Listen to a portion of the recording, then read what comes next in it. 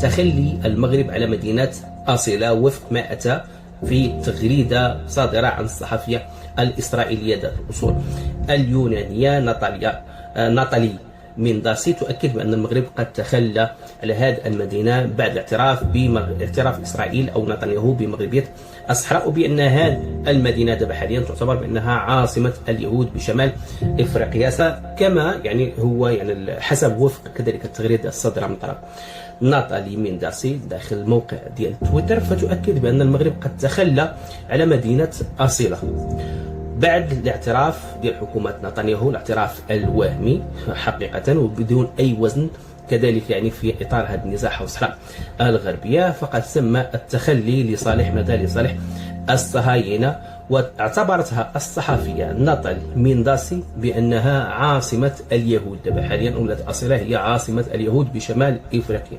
هذا إذا ما كانش هو احتلال على اي اطار حنا غادي نوضعوه، الا ما كانش هذا استيطان، الا ما كانش كذلك تخلي على السياده، وكذلك محاوله الى ماذا؟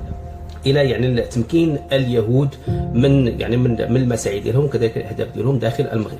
يتم بواحد الشكل اللي هو في صمت اللي هو مغربي، خاصه الشارع المغربي، هناك صمت اللي هو كبير حول هذا التوغل ديال اليهود عموما او ديال الصهاينه داخل المجتمع المغربي وكذلك داخل المؤسسات المغربيه. يتم تمكينهم من صفقات، يتم كذلك تمكينهم من مصالح اللي هي مهمه جدا، كذلك الرفع من الحضور ديالهم. هناك مجموعه من الشراكات، هناك احداث مجموعه من مؤسسات ديال المجتمع المدني في محاوله يتم الاشاره لها ديال السلام والتعايش وغيرها. هناك محاوله كذلك الى فرض او محاوله ديال اعاده انتاج وعي اخر على المستوى الديني وكذلك على المستوى السياسي وعلى المستوى الهوياتي وعلى المستوى القيمي وعلى المستوى الثقافي بالنسبه للمواطن المغربي علاقه بالصهاينه.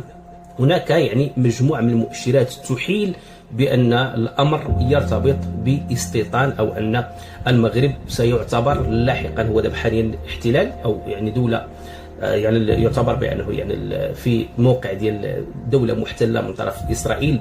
الاحتلال هو ناعم، ولكن لاحقا سيتم توطين اليهود أو الصهاينة داخل المغرب، وهذا في مجموعة من المؤشرات تم الانتباه لها من طرف خاصة من خلال السلوك ديال المؤسسات العموميه. نتحدث على وزاره الداخليه المغربيه التي تقوم بتشريد وكذلك